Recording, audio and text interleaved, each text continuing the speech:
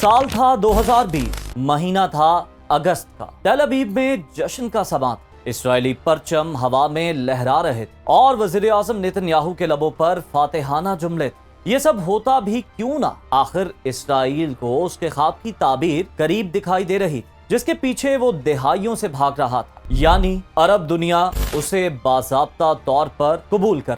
اس لمحے اسرائیل نے خود کو خطے کا ناقابل انکار وجود محسوس کیا، گویا اس کے چاروں طرف کی دیواریں گر گئی اور اس کی تنہائی کا حصار ٹوٹ گیا۔ تل ابیب سے 10,000 کلومیٹر دور واشنگٹن میں بھی جشن کا یہی سماں تھا۔ وہاں کے ایوانوں میں اس دن چراغاں سا تھا، سفید عمارتوں کی کھڑکیوں سے نکلتی روشنی گویا دنیا کو یہ پیغام دے رہی تھی کہ امریکہ نے ایک اور کارنامہ انجام دے دیا۔ امریکی سفارتکاروں کے چہروں پر فخر کی مسکراہٹ، گویا وہ خود کو تاریخ کے فاتح سمجھ رہے ہو، جیسے صدیوں کے الجھے ہوئے مسئلے کو بس چند دستخطوں سے حل کر ڈالا۔ لیکن اسی دن، اسی تاریخ کو، تل ابیب سے چند ہی کلومیٹر دور انبیاء کی سرزمین پر، 3 عظیم الہامی مذاہب کے لیے مقدس شہر بیت المقدس پہ، پتھرائی ہوئی آنکھوں اور ڈوبتے دل کے ساتھ سینکڑوں افراد خود پر تاریخ کا ایک جبر ٹوٹتا دیکھ رہے تھے۔ امتحان کی ایک اور گھڑی ان کی منتظر تھی۔ شاید وہ مظلوم مسلمان جنہیں ہم فلسطینیوں کے نام سے یاد کرتے ہیں، آج خود کو ذات کا شودر محسوس کر رہے تھے، کیونکہ وقت کے براہموں نے انہیں بے وقت کرنے میں کوئی کسر نہ چھوڑی۔ لیکن تکلیف دہ بات یہ تھی کہ اس تمام تر عمل میں ان کے اپنے مسلمان بھائی بھی شامل۔ وہ تھا ابراہم اکارڈ۔ ٹرمپ کے پہلے دور صدارت کے دوران امریکہ کی ثالثی، سفارت خانوں کی سرگوشیاں، بند دروازوں کے پیچھے کیے گئے وعدے اور پھر منظر عام پر آنے والا اعلان، ایک ایسا معاہدہ جس کے تحت نیتن یاہو کے اسرائیل اور متحدہ عرب امارات، بحرین اور مراکش جیسے عرب ممالک نے ہاتھ ملایا۔ کہا گیا کہ یہ امن کا معاہدہ ہے، کہا گیا کہ یہ ابراہیم علیہ السلام کو ماننے والے الہامی مذاہب کے پیروکاروں یعنی اسلام، عیسائیت اور یہودیت کو قریب لانے کی ایک کوشش ہے۔ کہا گیا کہ اس کے ذریعے تجارتی شاہراہیں کھلیں گی، سیاحت کے دروازے واہوں ہوں گے، سفارتی تعاون بڑھے گا۔ لیکن ان خوشنما الفاظ کے پیچھے کتنے آنسو چھپے تھے، یہ صرف وہی جانتے تھے جن کے دلوں پر بیت المقدس کی تڑپ نقش تھی، جن کے کانوں میں اب بھی غزہ کے بچوں کی پکار گونجتی تھی، کیونکہ اس معاہدے میں مظلوم فلسطینی جو اس معاملے کے سب سے بڑے سٹیک ہولڈرز تھے، ان سے مشاورت تک بھی نہیں کی گئی۔ گویا فلسطین کے تنازع کو ہمیشہ کے لیے دفن کرنے کی ایک بھرپور کوشش کی گئی۔ سوال یہ ہے کہ سفر کا آغاز کہاں سے؟ سن 1979 میں مصر کے صدر انور سادات نے ایک فیصلہ کیا، قاہرہ کی گلیوں میں ہنگامے اور عوامی احتجاج کی صدائیں بلند ہوں، مگر سادات نے اسرائیل کو تسلیم کر کے تاریخ کا پہلا دروازہ کھول۔ پھر آیا 1994، عمان کے محلوں میں اردن کے شاہ حسین نے بھی اسرائیل سے ہاتھ ملائے۔ یوں عرب دنیا کی 2 بڑی ریاستیں ایک نئی ڈگر پر چل پڑی، لیکن باقی امت، باقی عرب، وہ اب بھی بیت المقدس کی امید سے بندھے کھڑے تھے۔ ان کے ہونٹوں پر یہی الفاظ تھے، جب تک فلسطین آزاد نہیں ہوگا، ہم اسرائیل کو تسلیم نہیں کریں۔ مگر وقت کی رفتار کبھی تھمتی نہیں، صدی بدل گئی، نسلیں بدل گئے، فلسطین کا زخم ہر دن اور گہرا ہوتا چلا گیا۔ اور پھر آیا سال 2020، دنیا ایک وبا کے اندھیروں میں الجھی ہوئی تھی، اور اس وقت امریکہ کے ایوان اقتدار میں صدر ڈونلڈ ٹرمپ اپنی عظیم سودے بازی کی سیاست کھیل رہے تھے۔ انہوں نے اس سودے کو ایک پرکشش نام دیا، the deal of the century. یہ صرف ایک سیاسی منصوبہ نہ تھا، بلکہ امریکہ میں موجود صہیونی لابی کی پرانی آواز کہ کسی بھی طرح عرب ممالک کو اسرائیل کی ناجائز ریاست کو تسلیم کرنے پر آمادہ کیا جائے۔ اس منصوبے نے رفتہ رفتہ ایک نئی صورت اختیار کی، جو ابراہم اکارڈ کی صورت میں نکلا۔ یہ وہ نام تھا جو بظاہر امن کی خوشبو میں لپٹا ہوا تھا، لیکن اس کے پیچھے طاقت، سیاست اور دباؤ کے دھوئیں کے بادل چھپے تھے۔ ابراہم اکارڈ کے پیچھے جو خواب بنے گئے، وہ محض الفاظ نہ تھے، بلکہ سیاست کی شطرنج پر رکھے گئے وہ مہرے جنہیں بڑی باریک بینی سے حرکت دی گئی۔ سب سے پہلا خواب تھا سفارت خانوں کی روشنیوں، جیسے برسوں کی اندھی کھڑکیاں اچانک کھل جائیں اور ان میں چراغ جل اٹھے۔ ایک عرب دارالحکومت پہ اسرائیلی سفیر کی مسکراہٹ اور تل ابیب میں کسی عرب سفارتکار کی موجود۔ یہ منظر اس خطے کے لیے اجنبی سا تھا، گویا نفرت کی دیوار پر پہلی بار سرخ اینٹوں کی بجائے سفید گلاب رکھ دیے گئے۔ دوسرا مقصد تھا تجارت کا، معیشت کا اور مستقبل کا۔ سوچا گیا کہ جب تیل کی دولت اور اسرائیل کی ٹیکنالوجی آپس میں ملے گی تو نئی منڈیاں جنم لیں، سیاحتی راستے کھلیں گے اور دفاعی صنعت کے سودے راتوں رات تاریخ بدل ڈالیں گے۔ ریگستانوں میں بننے والے نئے منصوبے اور آسمان کو چھوتی عمارتیں اس خواب کی گواہ بننے لگیں۔ مگر ان سب کے بیچ ایک اور پہلو چھپا ہوا تھا، علاقائی سلامتی کا۔ حقیقت یہ تھی کہ ایران اور اس کے اتحادیوں کا بڑھتا ہوا سایہ کئی عرب حکومتوں کے دلوں میں خوف کی لکیر کھینچ رہا تھا۔ اس معاہدے کے ذریعے گویا کہا گیا ہم مل کر ایک نیا محاذ بنائیں تاکہ توازن ہمارے حق میں رہے۔ یہ سلامتی دراصل اپنی اپنی کرسی کو محفوظ بنانے کا دوسرا نام، اور پھر امریکہ وہ ہمیشہ کی طرح پردے کے پیچھے مسکراتا رہا، اس لیے کہ یہ معاہدہ صرف امن کا وعدہ نہیں بلکہ اپنی خارجہ پالیسی کا تاج، ایک ایسا تاج جو دکھا سکے کہ امریکہ اب بھی دنیا کے سب سے مشکل خطے میں اپنی مرضی کی راہیں تراش سکتا ہے۔ ٹرمپ انتظامیہ نے اسے اپنی جیت کہا، جیسے وہ عرب اور اسرائیل کے درمیان ایک نیا دریا بہا دینے والی۔ یوں یہ مقاصد کاغذ پر خوبصورت الفاظ میں لکھے گا، سفارت، تجارت، سلامتی اور پالیسی کی کامیاب، لیکن حقیقت میں یہ خواب صرف طاقتوروں کے مفاد کا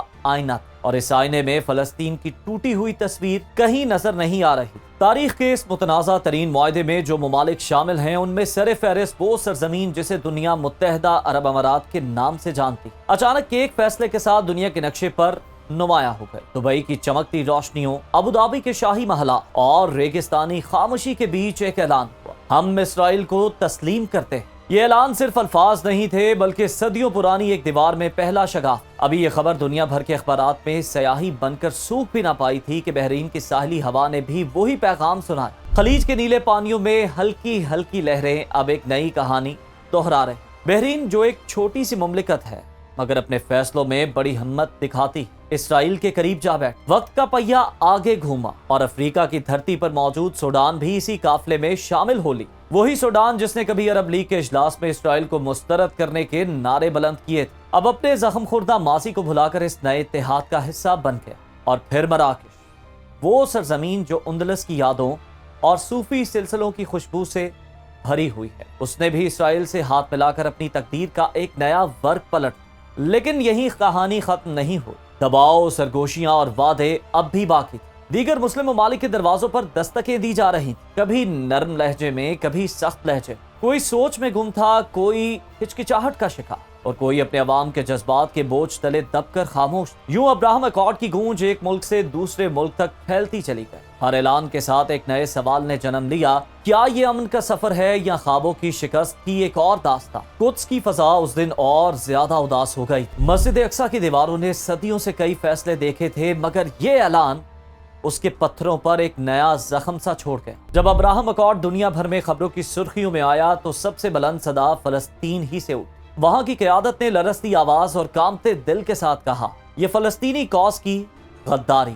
یہ الفاظ محض بیان نہ تھے بلکہ ان آنکھوں کے آنسو تھے جو ہر روز اپنے بچوں کو کھو رہی، ان گھروں کی آہیں تھی جو بارود کی آگ میں راکھ ہو گئے تھے۔ اسلامی دنیا میں اس خبر کے ساتھ ہی ایک نیا طوفان کھڑا ہو گیا۔ ہر دل میں ایک سوال گونج رہا تھا، کیا یہ قدم فلسطین کے خواب کو اور بھی دور دھکیل دے گا؟ کچھ چہروں پر امید کی کرن تھی کہ شاید یہ تعلقات امن کی نئی صبح لے کر آئے، شاید ترقی کے دروازے کھلیں اور شاید خون کے دھبے دھل سکیں۔ لیکن کچھ آنکھوں میں سخت غصہ اور بے بسی کی چمک۔ وہ سمجھتے تھے کہ یہ امن نہیں بلکہ دھوکہ ہے، ایک ایسا دھوکہ جو اسرائیل کے قبضے کو مزید جواز فراہم کرے۔ یوں پوری امت دو راستوں پر بٹ گئے۔ ایک طرف وہ لوگ کھڑے تھے جو کہتے تھے کہ دوستی، تجارت اور دشمنی کے زخم مندمل ہوں گے، نئی دنیا کے دروازے کھلیں گے۔ دوسری طرف وہ قافلہ تھا جو چیخ رہا تھا کہ یہ سب فلسطین کے خون پر بنی عمارتیں، یہ سب اسرائیل کی طاقت بڑھانے کے کھیل۔ مساجد کے ممبر سے یونیورسٹیز کے ہال، عرب کی گلیوں سے ایشیا اور افریقہ کے کوچوں تک ایک ہی بحث جاری تھی، یہ معاہدہ امت مسلمہ کو کہاں لے جائے؟ ابراہم اکارڈ کے پردے کے پیچھے سب سے بڑا زخم فلسطینی عوام کے دلوں پر لگا۔ ان کا حق خود ارادیت جو دہائیوں سے وعدوں اور قراردادوں کی زنجیروں میں قید تھا، مزید دھندلا گویا ان کی امیدوں کو کاغذ پر لکھ کر پانی میں بہا دیا گیا۔ ہر نیا معاہدہ، ہر نئی تصویر، ہر نیا مسافر ان کے لیے ایک پیغام تھا، تمہاری قسمت کے فیصلے اب تمہارے بغیر۔ اسرائیل کے ہاتھ مضبوط ہوتے گئے، جیسے کسی کمزور کشتی کے سامنے ایک آہنی جہاز کھڑا کر دیا گیا۔ ہر نیا تجارتی معاہدہ، ہر فوجی تاف، ہر کھلا ہوا سفارت خانہ اسرائیل کی طاقت میں ایک نیا اضافہ، اور فلسطینی عوام وہ مزید تنہا، مزید کمزور اور مزید بے بس ہوتے۔ مسلم دنیا جو کبھی ایک امت کہلانے پر فخر کیا کرتی تھی، اب ٹکڑوں میں بٹی نظر آ۔ ایک ملک دوسری سمت کھڑا تھا تو دوسرا کسی اور رخ پر۔ یہ معاہدہ گویا وہ ضرب تھی جس نے اتحاد کے شیشے میں مزید دراڑیں ڈال، وہ دراڑیں جن سے امید کی روشنی نہیں بلکہ मायूसी का धुआं छन छन कर बाहर आने लगा और सबसे बढ़कर खित्ते में ताकत का तवाजुन यकसर बदल गया। तराजू का पलड़ा अब इसराइल के हक में झुक गया। गोया ताकत के ऐवानों में एक नया हुक्म सादिर हुआ। अब खेल के उसूल हम तय करेंगे। अरब दुनिया की सियासी कमजोरी और इसराइल की बढ़ती हुई कुव्वत मशरिक वस्ता को एक नए दौराहे पर ला खड़ा किया और फिर इसी इब्राहिमी मुआहदे को मजलूम फलस्तीनियों की आह लग गई। 2023 से इसराइल ने जिस तरह फलस्तीनियों का कत्लेआम शुरू किया, जिस तरह मासूम बच्चों समेत गजा के हजारों रिहायशियों पर बार बार करबला बर्पा किया, जिस तरह अमरीका इन मजलूम मुसलमानों के कत्लेआम पर भी इसराइल को जदीद असलहा भेजता रहा, इसने कुरान पाक की सूरह अल माइदा की उस आयत को खोल खोल कर फिर हमारे सामने वाज़े कर दिया कि ए ईमान वालों, यहूद व नसारा को दोस्त ना बनाओ, वो आपस में एक दूसरे के दोस्त, और तुम में जो कोई उनसे दोस्ती रखेगा तो वो उन्हीं में से है।